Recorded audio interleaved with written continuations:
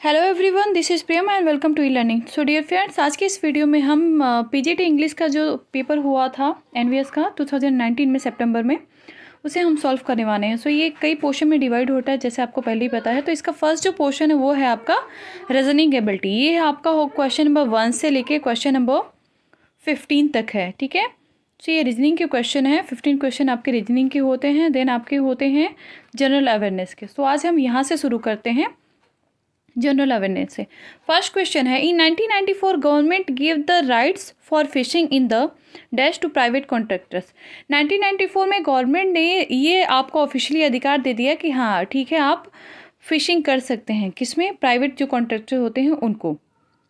Himayat Sagar reservoir, earlier reservoir, ये इसका correct answer क्या है?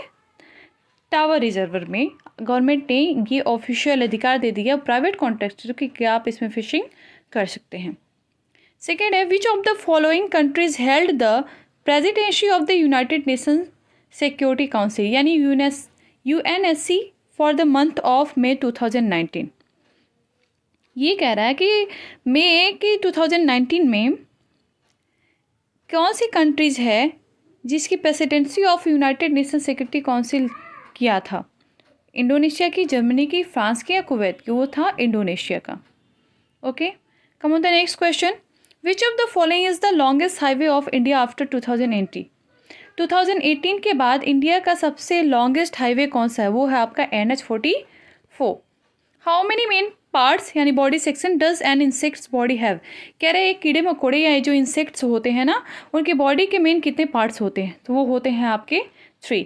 प्राइम मिनिस्टर्स रोजगार योजना was started in which year? तो प्राइम मिनिस्टर रोजगार योजना जो है वो 1993 यानी 1993 में स्टार्ट किया गया था। What is the high speed expendable aerial target यानी HEAT drone called which was tested from अंतरिम test range ITR in Odisha Chandrapur conducted by the Defence Research and Development Organization DRDO on May 14, 2019। ठीक है, ये क्या था? ये था कोशिश, प्रयास, अभ्यास या प्रयत्न। ये था आपका अभ्यास। Question number 7, the solid portion of the earth on which we live is called? कह रहे हैं अर्थ के जिस सॉलिड पोर्शन पे हम रहते हैं उसे क्या कहते हैं? उसे हम कहते हैं lithosphere. Where is the famous Gharapuri island known for its cave temple? के ये गुफा के टेम्पल के लिए जाना जाता है। ये कहाँ है? ये है ऑफ मुंबई कोस्ट पे। Which article of the Constitution of India address the topic of formation of new states and alteration of areas, boundaries और names of existing states? ये आर्टिकल 3 ये कहता है कि the constitution of India address the topic of formation of new state and alteration of areas, boundaries और the names of existing states. कि article number 3 के अनुसार क्या है? फॉर्मेशन ऑफ न्यू स्टेट्स किया जा सकता है, अल्टरेशन ऑफ एरियाज भी किया जा सकता है, बाउंड्रीज और नेम ऑफ एग्जिस्टिंग स्टेट्स भी वो भी चेंज किए जा सकते हैं। ये है आर्टिकल नंबर 3। ये हम क्वेश्चन थोड़ा फास्ट करेंगे क्योंकि हमें इंग्लिश के बेसिकली क्वेश्चंस को करने हैं, तो उसे हम थोड़ा लंबा डिस्कशन करेंगे। विच of the following is not an example of rock cut cave? Rock cut cave का कौन सा एग्जाम्पल नहीं है? बाघ, अजंता, एलोरा या कोणार्क? ये कोणार्क का सूर्य मंदिर है। Which of the following tropical cyclones wreaked havoc in Odisha in April May 2019? कौन सा साइक्लोन आया था अप्रैल मई 2019 में ओडिशा में? Cyclone funny. Which of the following tribe lives in New Zealand? कह रहे हैं कि न्यूजीलैंड की जो ट्राइब जनजातियां होती हैं वो कौन सी हैं? Mauritius. Who among the following won a gold medal in the 65 kg category all the Aliev invitational tournament in Dagestan? एक बार मैं वापस से पढ़ती हूँ ताकि फिर से समझ में आए। रसिया में जो 2019 में ये 65 kg वेट लिफ्टिंग का हुआ था, उसमें कौन थे? वो थे बजरंग पुनिया, जिन्होंने गोल्ड मेडल जीता था। इन 1817 James mill, a Scottish economist and political philosopher, published a massive 3-volume work, a history of British India. In this he divided India history into 3 parts, Hindu, Muslims and British. इन्होंने अपनी book में India की history को 3 part में divide किया था, हिंदू, मुस्लिम और British का। What is the name of a routine climate pattern that occurs when sea surface temperature in the tropical Pacific Ocean rise to above normal levels for an extended period of time? वो होता है इल Nino. What is, ये आपका teaching aptitude का question हो गया. ठीक है, ये आपका था क्वेश्चन नंबर 15 तक था रीजनिंग एबिलिटी के बाद का क्वेश्चंस. अब ये है टीचिंग एप्टीट्यूड का क्वेश्चन. What is already established as a serious alternative to the standard classroom teaching? Standard classroom teaching के लिए सीरियस अल्टरनेटिव क्या कहा जाता है? वो होता है distance education. Which of the following was introduced in school in national policy on education? NPE 1986 में ऐसा कौन सा था जो आपके स्कूल्स में क्या किया, इंट्रोड्यूस किया गया? वो था आपका योगा. इन अ डिस्कवरी लर्निंग प्रोसेस, अगर आप डिस्कवरी करें, किसी चीज़ की खोज कर रहे हैं, तो students perceive themselves as, students को क्या फील करना होगा कि वो क्या है, साइंटिस्ट हैं. During the pre independent period in India the spread of women education first started in, कह रहा है during the pre independent India period में, अभी वो इंडिपेंडेंट नहीं था, उसके प्री इंडिपेंडेंट इंडिया पीरियड में जो स्प्रेड ऑफ वुमेन एजुकेशन था फर्स्ट स्टार्टेड, कहाँ स्टार्टेड किया गया, रूरल एरिया में या सिटी एरिया में? तो वो सिटीज एरिया में शुरू किए गए थे. What percentage of India population knows 2 or more languages? कह रहा है कि इंडिया में जो पॉपुलेशन है वो ज़्यादातर 2 से अधिक भाषाएं जानती है, लेकिन कितनी % पॉपुलेशन है? वो आपकी 20% population. The foremost of India's who believed that India must assimilate western knowledge for her own regeneration was is Raja Ram Mohan Roy नेता. ये फॉरमोस्ट इंडियंस थे. ठीक है. Are an example of local material that can be use to teach students about the environment? कह रहा है ऐसा कौन सा लोकल मटीरियल है जो स्टूडेंट्स को उसके इन्वायरमेंट के बारे में टीच करा सकता है? ये होता है artifacts. What is inclusive language? Inclusive language क्या है? A medium of instruction combined with the learners mother tongue. A language that is simple and uses words from both the rural and urban areas. ये सही है. ये inclusive language के लिए better यही होता है कि वो रूरल एरिया और अर्बन एरियाज दोनों के जो लैंग्वेजेस हैं उनका सिंपली भाषा में यूज़ कर सकें. The focus of social science teaching and learning is not to, कह रहा है सोशल साइंस टीचिंग और लर्निंग का फोकस किस पे नहीं होता है? Understand self, understand life, understand social languages, understand social, ये क्या है? Understand self. Dash will easily yield material for classroom theatre. Stories will yield material for classroom theatre. Which of the following is not a quality related issue in preschool? Preschool में कौन सा quality related issue नहीं है? वो है lack of parental support. In one wants to learn swimming, one has to practice it in a pond, river or a swimming pool. One cannot just learn swimming by studying its rules from a book. This is rule for any kind of dash acquisition. ये होता है skill acquisition. कह रहा है one wants to learn swimming, अगर कोई swimming सीखना चाहता है, one has to practice it in a pond, उसको पॉन्ड में, रिवर में या स्विमिंग पूल में प्रैक्टिस करना होगा. One can not just learn swimming, कह रहा है कि वो स्विमिंग नहीं लर्न कर सकता by studying it's rule from a book. ये बिल्कुल सही है, क्योंकि कोई भी बिना प्रैक्टिस के कैसे लर्न कर सकता है? This is rule for any kind of skill acquisition. Skill acquisition पे डिपेंड है. When dash are taught a science lesson on environmental sustainability, it will make a relatively higher impact on than when such a lesson is taught outdoors. कह रहा है primary students, when primary students are taught a science lesson, जब primary के students जब उनको science का lesson पढ़ाया जाता है इन्वायरमेंटल सस्टेनेबिलिटी से related, it will make a relatively higher impact on then when such a lesson is taught outdoors. ये आउटडोर्स जब ये होते हैं ना, तो इसका बहुत ज़्यादा इम्पैक्ट पड़ता है उनके ऊपर. In a primary school, out of 4 hours in an industrial day for young children, how much time does NCERT recommended allotting for independent reading? कह रहा है कि इन अ प्राइमरी स्कूल, एक प्राइमरी स्कूल में आउट फॉर 4 आवर्स, 4 घंटों में से देखें तो an instructional day for young children, कि ये यंग चिल्ड्रन के लिए 4 घंटे होते हैं. How much time does NCERT के according recommended allotting for independent reading के लिए रिकमेंडेड पीरियड क्या है? वो है आपका 30 minutes. Children over the age of 8 are able to learn about other more distant people? I have already told the answer to you that children over the age of 8 are able to learn about other more distant people. According to National Curriculum Framework and NCF 2005, students must be introduced to the basic traits of dance by. कह रहा है NCF का rule 2005 के अनुसार students must be introduced to the basic traits of dance by upper primary stage. Unfamiliar education, pedagogies, and curriculum content may comfort students with the thought of loss and alienation. Science should be introduced as a discipline without emphasis on formal rigor at upper primary stage.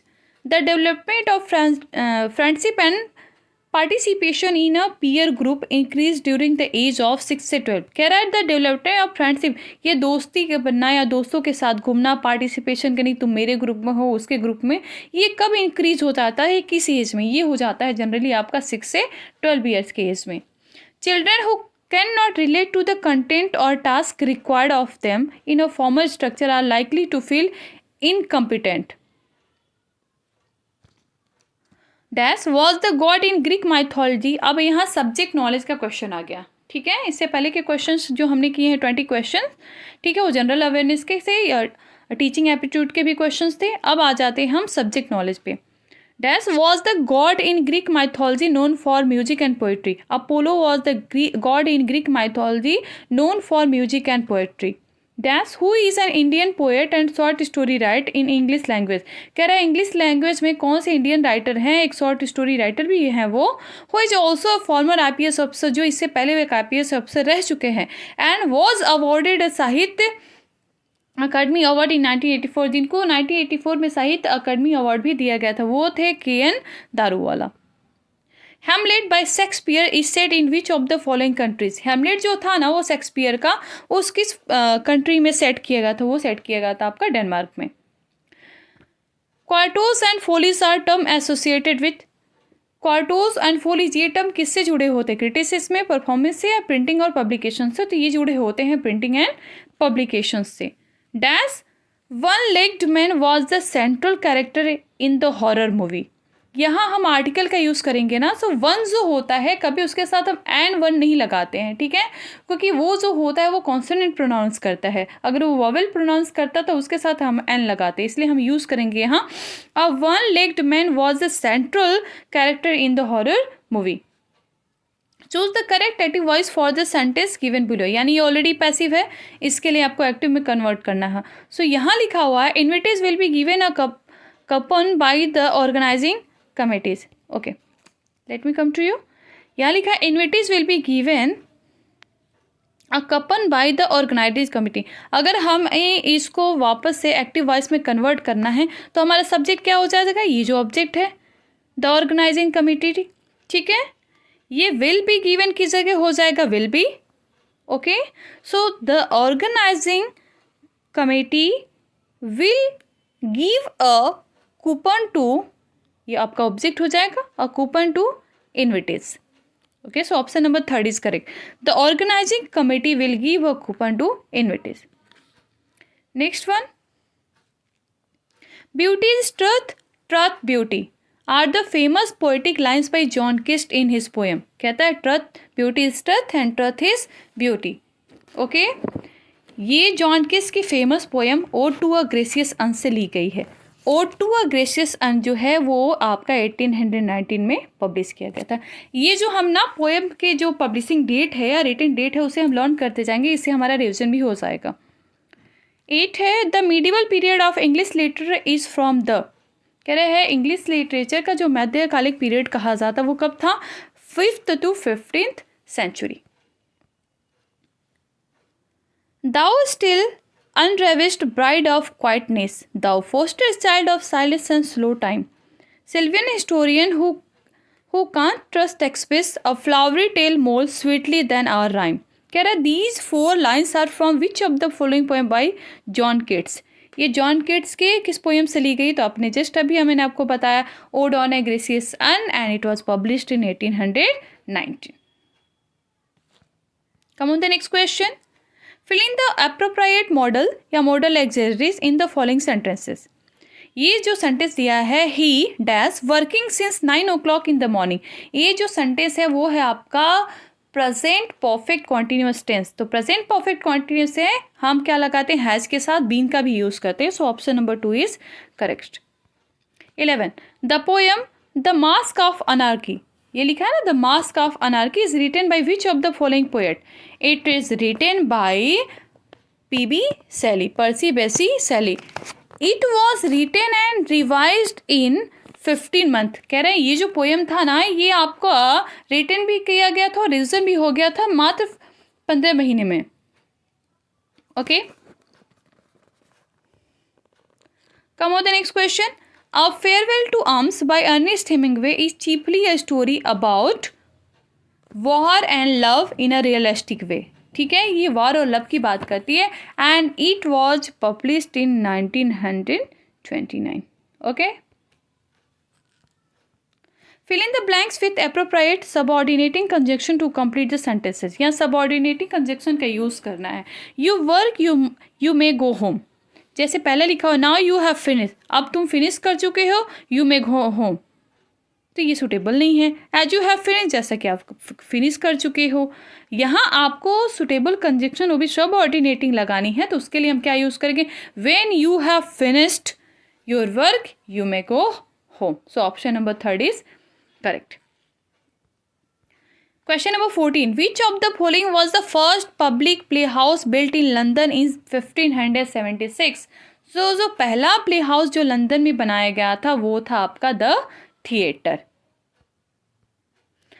The child is father of man, ये quote किसने कहा है? The child is the father of man, ये quote कहा गया है William Wordsworth के द्वारा।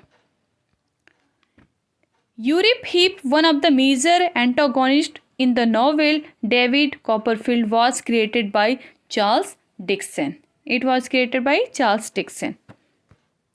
Like a high-born maiden in a palace tower, soothing her love-laden soul in secret hour, with music sweet as love, which overflows her power. These line describes, ये line किसको describes करती है? ये describes करती है the Skylark। Skylark जो है वो पीबी शैली का क्या था, पोएम था। ये क्या है आपका एक पोएम है पीबी शैली का और इट वाज पब्लिश्ड इन 1820। ठीक है, it was Thomas Wyatt and Henry Howard who introduced.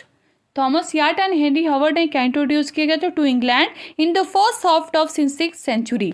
इन्होंने इंट्रोड्यूस किया था किसको, सोनेट्स को। अब सोनेट क्या होता है ये भी जान लें हम जल्दी से। A poem that has 14 lines, एक पोएम जिसमें 14 लाइन होती है। यूजुअली कंटेन्स 10 सिलेबस, जिसमें 10 सिलेबल्स होते हैं and a fix pattern of rhymes, और इनकी राइमिंग स्कीम जो होती है वो फिक्स पैटर्न में होती है। ठीक है, I hope you have understood. Question number 19.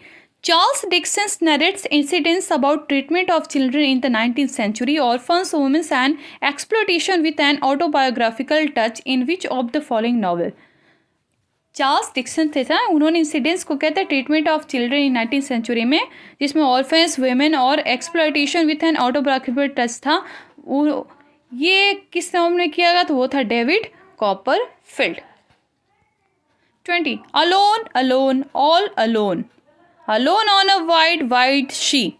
And never a saint took pity on my soul in agony. These famous lines by Coleridge are from which poem? The Rime of the Ancient Mariner. ठीक है, ये famous line है कि the rime of ancient mariner. Hedda Gabler Tesman, a female character in Hedda Gabler, a drama on social criticism, was penned by Henry Ibsen. आपको और बता दो कि हेनरी किप्सन ने एक बहुत अच्छी पोएम भी लिखी थी, वो थी राइटिंग वर्क था a doll's house. I like to play football, और फुटबॉल नहीं होगा, द फुटबॉल भी नहीं होगा, फुटबॉल्स भी नहीं होगा, यहाँ होगा football. I like to play football.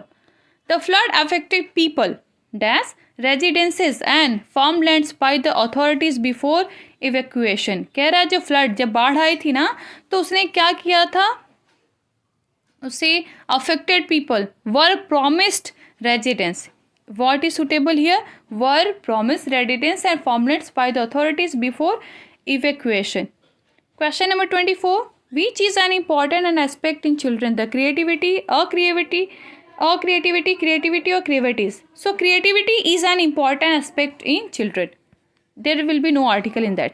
Who among the following poets served as an apprentice to surgeon at Edmonton, North London before he began his poetic career? कह रहा है इसमें से ऐसा कौन है जिन्होंने सर्जन का भी काम किया जब उन्होंने अपना पोइटिक करियर स्टार्ट नहीं किया था? वो थे आपके John Keats. Question number 26. Endymion, a poetic romance by John Keats was published in the year. कह रहा है ये पोएटिक रोमांस था, जॉन किट्स के द्वारा लिखा हुआ था और किस ईयर में पब्लिश हुआ था. तो मैंने इससे पहले ही आपको समझाया कि जब भी आपकी कोई पोएम ड्रामा या पोइट्री कुछ भी आप पढ़ते हैं तो उसका पब्लिशिंग ईयर या रिटन ईयर एक बार चेक कर लें. ये मोस्टली क्वेश्चंस में पूछे जाते हैं. सो एंडिमियन जो था वो एक पोएटिक रोमांस था, वो जॉन किट्स के द्वारा लिखा गया था 1818 में. Choose the correct passive voice of the sentence given below. आपको करेक्ट पैसिव वॉइस बनाना है. The mason is building a house. So is है ना, इज के साथ क्या लग जाएगा आपका बीइंग, और बिल्डिंग जो है यानी बिल्ड का आपका लग जाएगा आपका third form. So here the wall is being build by the mason. और वॉल क्या है ऑब्जेक्ट, वो हो जाएगा आपका सब्जेक्ट. ठीक है, द मेसन हो जाएगा ऑब्जेक्ट, इसके साथ लग जाएगा भी वर्ब का second form. The wall is being build by the mason. Come to the next one. Prometheus Unbound was a poetic drama by which of the following poet? कह रहा है Prometheus Unbound जो था ये किसके द्वारा लिखा गया था? ये लिखा गया था पीबी शैली के द्वारा. ये क्या था? ये था लिरिकल ड्रामा. क्या था ये था आपका लिरिकल ड्रामा. और ये पीबी शैली का क्या कहा जाता है? मास्टरपीस भी कहा जाता है. Okay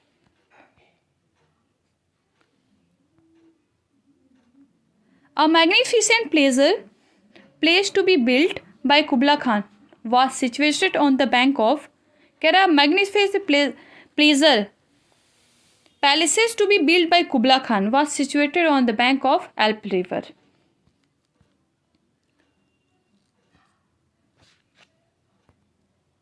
Okay. The doctrine often found in English poetry which identifies God with the universe or regards the universe as a manifestation of God is called. कह रहा है the doctrine often found in English poetry which identifies God, जो identify करते हैं किसको? God को, universe को, और रिगार्ड्स द यूनिवर्स या सिर्फ यूनिवर्स के बाद में बात करती है उसे हम क्या कहते हैं? Pantheism. So that is called pantheism. Question number 31. Jenny Austen presented the story of a proud young woman who is stubborn and a elastic also. Stubborn मतलब होता है जिद्दी. Her name is also name of the novel Emma. An account of the growth of poet's mind by Wordsworth is maintained in his autobiographical poem. उसमें किया गया था किसमें? Prelude में किया गया था. ठीक है, ये था पोएट्स माइंड के बारे में. ये it was written in 1800. It is written in 1850. ठीक है, प्रिल्यूड 1815 में किया गया था. ये ब्लैंक वर्स में लिखी गई थी. किस में लिखी गई थी? It was written in blank verse. Okay, और दूसरी इंपॉर्टेंट चीज़ है it was published after the death of Wordsworth. ये वर्ड्सवर्थ के डेथ के बाद पब्लिश की गई थी. Dorian and Pindaric are the types of. ये तो ओड के टाइप्स होते हैं. Dorian ode, Pindaric ode, Horatian ode. These are the ode. Ode क्या होते हैं? It is a type of lyrical stanza. ठीक है, it is a type of lyrical stanza होती है that is written for a special occasion और that speaks of a particular person और thing. किसी स्पेशल ओकेजन के लिए लिखी जाती है, या जब हम ये गाते हैं या बताते हैं तो किसी भी पार्टिकुलर इंसान के बारे में या किसी पार्टिकुलर चीज़ के बारे में बात की जाती है. Okay, come on the next question. The gathering felt silent. कह रहा है जो गैदरिंग थी इकट्ठा हो गई थी अचानक से साइलेंट हुई. एज द लीडर स्पोक, जैसे ही स्पीकर ने बोलना शुरू किया. Dash an Indian author of British descent with a distinguish fact of his career. कहा जाता है कि An Indian author of British descent with a distinguished fact of his career wrote his first novel. जब उन्होंने अपना पहला novel लिखा the room on the roof when he was only 17, जब उनकी एज मात्र 17 साल थी, and won the John Llewellyn Rhys memorial prize in 1957, और उनकी उसी एज में 1957 में उन्हें John Llewellyn Rhys memorial prize से नवाज गया था। वो कौन थे? वो थे आपके Ruskin bond. The Greeks followed 3 unities in their place, namely Greek में 3 यूनिटीज फॉलो की जाती है, वो होता है time, place and action. Who was the Indian Javis poet who was awarded as Sahitya Academy in 1983 and Padma Shri in 1988 for his literary achievement? कह रहा है कि कौन से इंडियन राइटर थे जिन्हें 1983 में साहित्य अकेडमी अवार्ड से नवाजा गया और 1988 में पद्मश्री से भी नवाजा गया था। वो थे आपके Nissim Ezekiel. Who is the Queen of Denmark and mother of Prince Hamlet? Gertrude. Gertrude is the Queen of Denmark and mother of Prince Hamlet. Each day is your opportunity to make progress. कहते हैं हर दिन आपके लिए एक opportunity लेके आता कि आप प्रोग्रेस कैसे करें। In dash imperfect word where things often go wrong, यहाँ आर्टिकल का यूज़ करना है तो इम्परफेक्ट है ना, so there will be an imperfect. 40 John Milton's Lycidas and Matthew Arnold Thyrsis are the example of pastoral elegy. कहना John Milton ने Lycidas लिखा था, मैथ्यू अर्नोल्ड ने थैरसिस लिखा था, are the example of pastoral elegy. अब एक थोड़ा सा क्विक पेस्टोरल एलर्जी भी ले लेते हैं कि पेस्टोरल एलर्जी होता क्या है। The poet assumes himself as a shepherd. इस पेस्टोरल एलर्जी में पोएट क्या करता है, खुद को एक शेफर्ड दिखाता है, and weeps the death of another shepherd, और वो दूसरे शेफर्ड की डेथ के बाद क्या करता है, वीप करता है, अपना दुख जाहिर करता है। Come on the next question. I have not been well since I return from Delhi. कहते हैं जब से मैं दिल्ली से आऊँ तब से मेरी तबीयत ठीक नहीं है। Who among the following Indian writers for the first recipient of Sahitya Akademi award for English fiction. इसमें से ऐसे कौन से पहले राइटर हैं जिनको साहित्य अकेडमी अवार्ड से नवाजा गया था इंग्लिश फिक्शन के लिए? वो थे आर के नारायण, जिन्होंने गाइड, मालगुडी डेज, ऐसे बहुत सारी चीज़ें लिखी हैं। A farce is an exaggerated form of which of the following. तो फार्स जो होता है एग्जरेटेड फॉर्म कॉमेडी का होता है। Would you lend me your mobile phone please, क्या आप मुझे अपना मोबाइल फ़ोन थोड़े टाइम के लिए देंगे? यानी कि जब लेंड का मतलब होता है उधार लेना, जब किसी से हम उधार थोड़ा टाइम अपनी ज़रूरत के लिए मांगते हैं तो हम वहाँ वुड का यूज़ करते हैं। Lyre after which lyric primarily a song is actually a musical instrument. Lyre क्या होता है? एक म्यूजिकल इंस्ट्रूमेंट होता है। विच by Vikram Seth is based on Charles Johnston's translation of Alexander Pushkin's Eugene Onegin, जो 1833 में लिखी गई थी। कह रहा है द गोल्डन गेट, ये इंपॉर्टेंट चीज़ है आपको याद करने के लिए। गोल्डन गेट किसके द्वारा लिखी गई? तो वो लिखी गई थी विक्रम सेठ के द्वारा। 47 who among the following poets choose his own epithet. इनमें से ऐसे कौन सा है जिन्होंने अपना खुद का एपिथेट चूज किया? एपिथेट क्या होता है? जो ग्रेव पे लिखा जाता है, डेथ के बाद उनका जो स्टोन्स होते हैं उस पर लिखा जाता है। Here lies one whose name was writ in water, वो थे John Keats. Choose the correct passive voice from the sentence given below. Why did your uncle write such a speak. ठीक है, so why did your uncle, it will be converted in past. So why was, जो object है आपका such a speech, that will be converted as subject. So why was such a speech written by your uncle. Why was such a speech written by your uncle. I have loved the principles of beauty in all things. Which of the following poets wrote this? ये line किसने लिखा है? I have loved the principle of beauty in all things. It is written by John Keats. Henry James has described the story of wealthy, cultured Americans living in Europe. In which of the following novel? ये अपने उन्होंने किस novel में लिखा था? ये लिखा था उन्होंने अपनी नॉवेल द गोल्डन बाउल में। गोल्डन बाउल कब लिखी गई थी? It was written in 1904 by Henry James. Okay, come on the next one. A person who speaks to convert others to the Christian faith. कहता है एक व्यक्ति जो किसी व्यक्ति को अपने क्रिश्चियन फेथ में कन्वर्ट करता है, उसको क्रिश्चियन फेथ में लेके जाता है, specially by public preaching, is known as an evangelist. That one is called evangelist. Frankenstein, a Gothic romance was written by, किसके द्वारा लिखी गई थी? वो लिखी गई थी मैरी शेली के द्वारा। Which is a comic character by William Shakespeare is found in one more than one of the place, कह रहा है more of the one of the place में ऐसा कौन सा कॉमिक कैरेक्टर था जो बहुत ज़्यादातर पाया जाता है, वो थे sir John Falstaff. It was an unfortunate day for him to see the Sensex ending with much lower point. कहते हैं अनफॉर्चुनेट का मतलब क्या है, दुर्भाग्य का दिन होता है जब सेंसेक्स उछल न होके एंडिंग में आ जाता है, गिर जाता है बहुत ही कम पॉइंट के साथ, तो that will be ending. La belle dame sans merci is a poem depicting love between a knight and a Pheri.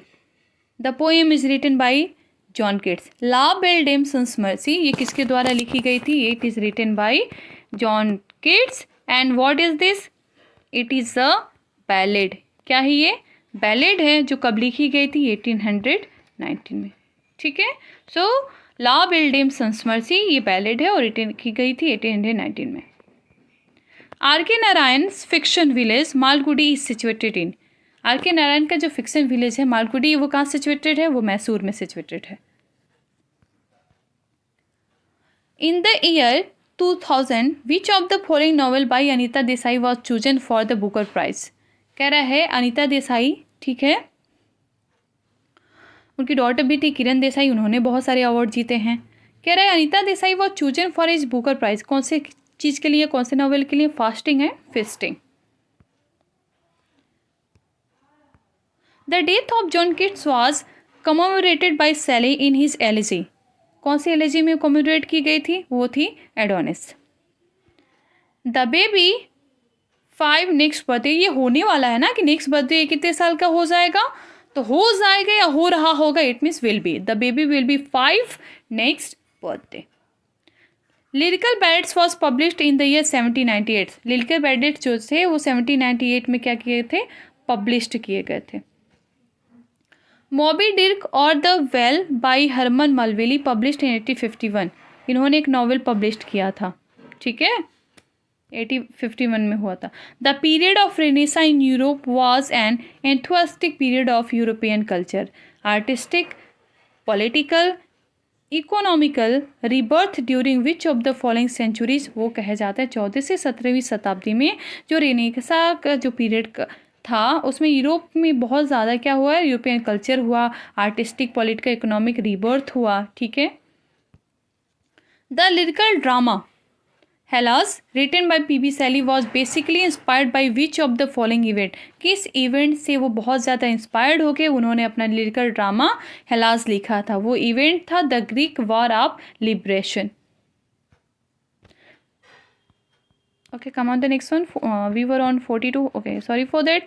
It is removed with me. So here we are on 42. Let's come on fast. Okay, it took time.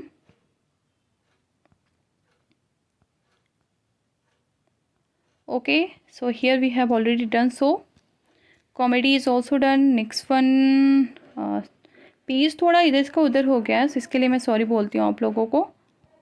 Okay, ending we also fasting entrance, these all things we have done by mistake, it could happen.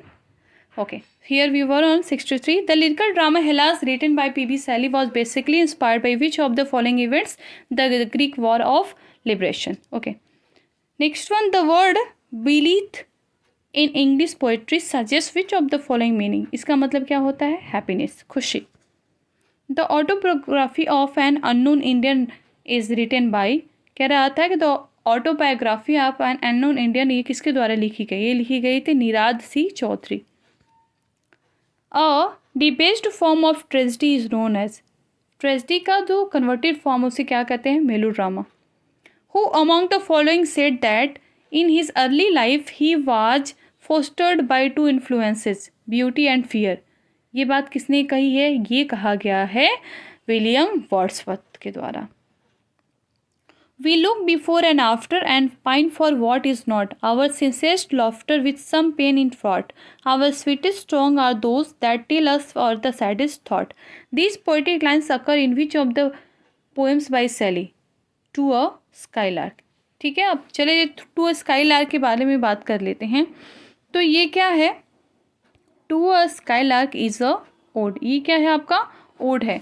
और ये कब publish की गई थी, written की गई थी, it was in 1820। Okay,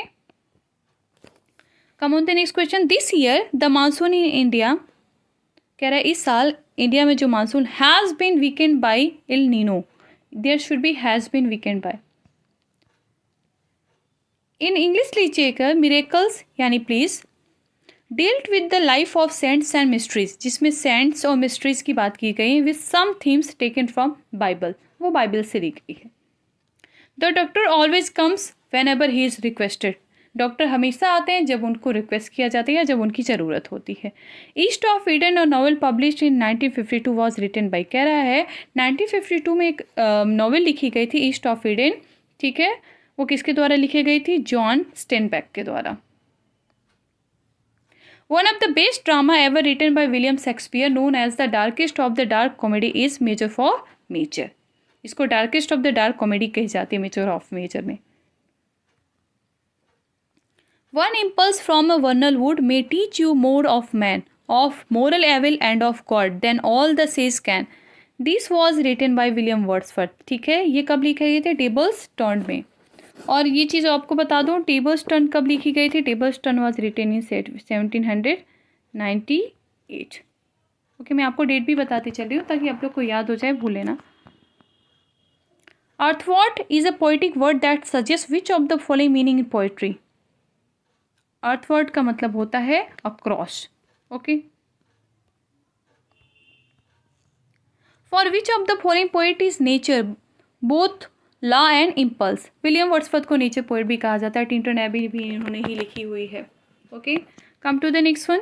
Rosalind the central female character, Rosalind जो था वो एजुलाइट की सेंट्रल फीमेल कैरेक्टर थी। मैं आपको पहले ही बता देती हूँ कि एजुलाइट की ये सेंट्रल फीमेल कैरेक्टर थी, सब इसी के इर्द गिर्द घूमते हैं। और एजुलाइटेड जो थी वो 1599 यानी 1599 से लेकर 1600 के बीच में ये रिटेन मानी जाती है। Okay, 1599 to 1600। Themes of social class, poverty and crime with Pip as the main character is found in which of the following novel by Charles Dickens. Okay, ये नॉवल किसके द्वारा है, ग्रेट एक्सपेक्टेशन, इसका central theme क्या था, great expectation.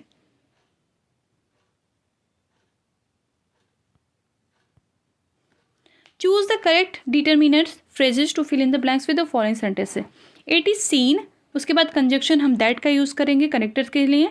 It is seen that cricketers sometimes questions the rules formed by ICC. O blessed bird, the earth we pace again appear to be an unsubstantial fairy place that is fit have the thee. The description by Wordsworth is about which of the following word, ये किस following words के बारे में बात कर रहे हैं, ये कुकू के बारे में बात कर रहे हैं। All's well that ends well, कह रहे हैं All's well that ends well is a romantic comedy by, ये किसके द्वारा लिखी गई थी, ये लिखी गई है विलियम शेक्सपियर के द्वारा। और कब लिखी गई, ये लिखी गई 1604 टू 1605 में, करेक्ट है। आप याद इसे रखिए कि All's well that ends well की जो है टाइमिंग मानी जाती है 1604 to 1605। The addition of curiosity to the desire of beauty was romanticism in English literature, it was defined by Walter Peter, ये किसके द्वारा डिफाइन की गई है, वॉल्टर पीटर के द्वारा।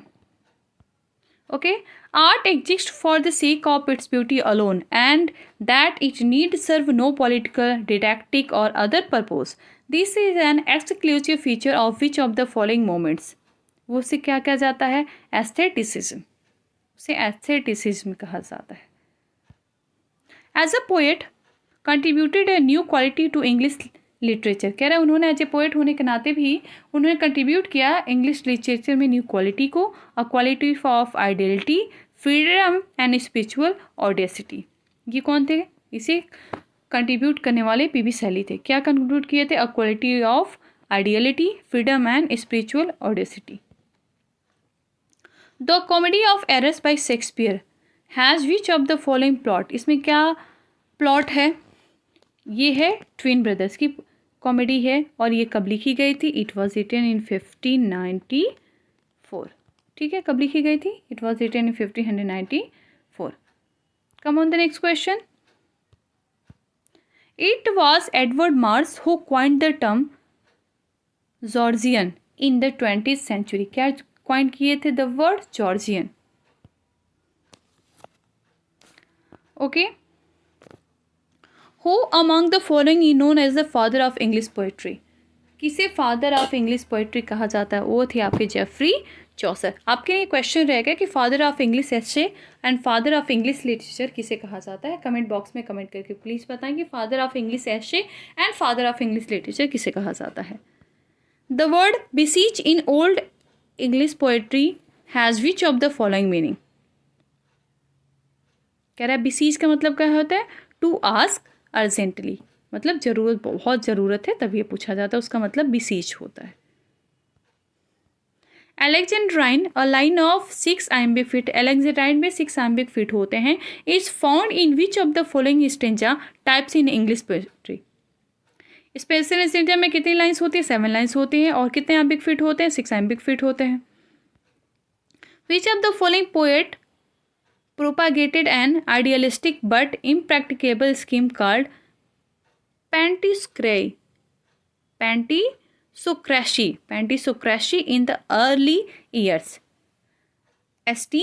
Coleridge ये पोएट थे, इन्होंने प्रोपेगेट किया था आइडियलिस्टिक बट इम्प्रैक्टिकेबल स्कीम, जिसको क्या कहा जाता है? पैंटिसोक्रेसी. वो थे Coleridge. Some people were refused admittance by the security personnel. अब इसको करना क्या है? Choose the correct active voice for the tense given below. इसके लिए एक्टिव वॉइस को आपको करना है. सम पीपल, ठीक है, refuse admittance by the security personnel. अब यहाँ अगर हमको बनाना है सब्जेक्ट, तो ऑब्जेक्ट को हम चूज करेंगे. तो ऑब्जेक्ट हमने चूज कर लिया द सिक्योरिटी पर्सनल. ओके. अब इसको आपको क्या बनाना है? एक्टिव बनाना है. ये पैसिव में ऑलरेडी कन्वर्टेड है, तो हम क्या करेंगे? वर्ब का सेकेंड फॉर्म का यूज करेंगे, यानी कि refused, and admittance will be admittance to some people. Okay, the security personnel refused admittance to some people. Okay, come on the next question.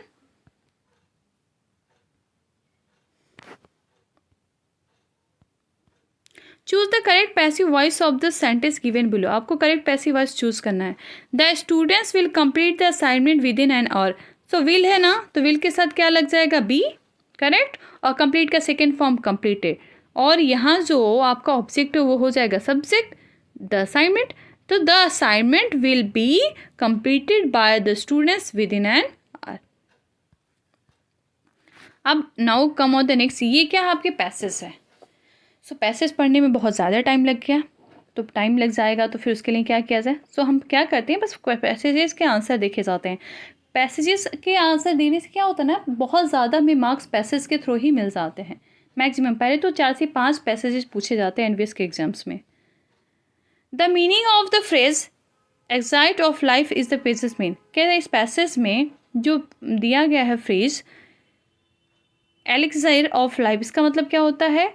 Life के लिए जो ज़रूरी है वो क्या है? हमारा वाटर. नेक्स्ट है, according to the author the primary remedy for the misfortune of mankind is to create knowledge. भाई मिसफॉर्चून है, उसको हटाने के लिए हमारे पास उसके लिए क्या होना जरूरी है? नॉलेज. नेक्स्ट है, what does the author want to convey about surprise in the passage. क्या कन्वे करना चाहता है? वो करना चाहता है फ्लड एंड ड्रॉट टुगेदर. उससे रिलेटेड जो मैसेज है वो क्या करना चाहता है? वो मैसेज कन्वे करना चाहता है. What is the meaning of the word explicit. Explicit का मतलब क्या होता है? Obvious. What you understand by L in the context of this passage. L का मतलब क्या होता है? Artificial intelligence. एल का मतलब क्या होता है? Artificial intelligence. What does the author indicate when he says that technology is cheaper. Technology is cheaper मतलब इट इज कंटिन्यूअली ग्रोइंग, ये ग्रो होता जा रहा है. ओके. नेक्स्ट है, what is the meaning of unsurpassable in the passage. Unsurpassable in the passage का मतलब होता है peerless. What ability of robots does the author talk about. Ability to learn. इस पैसेज के अकॉर्डिंग ऑथर है वो ability to learn की बात करते हैं. Next, fill in the blanks with the most appropriate antonym of the underline word in the sentence. अब देखना है नीचे आपको, ये लैंग्वेज कॉम्पिटेंसी टेस्ट है। First question, he gets regular promotion, उसे रेगुलर हमेशा उसका प्रमोशन होता जा रहा है। Because he is industrious, industrious का मतलब होता है मेहनती। But his brother is so, लेकिन उसका भाई, एंड अनविलिंग टू वर्क, योग्य नहीं है काम करने के लायक। इंडोलेंट, इंडोलेंट का मतलब क्या होता है? अकर्मण्य। क्या होता है? इंडोलेंट का मतलब होता है अकर्मण्य, जो मतलब कर्मठी नहीं है।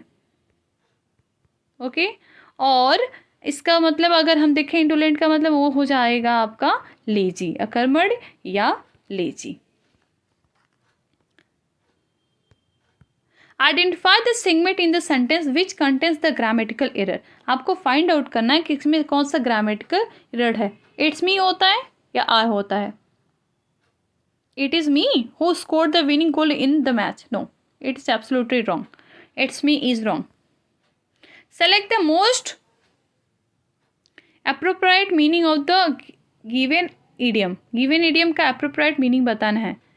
स्टीर अप ऑनेस्टनेस, इसका मतलब होता है टू केस ट्रबल, परेशानी खड़ा करना, मुसीबत पाल लेना।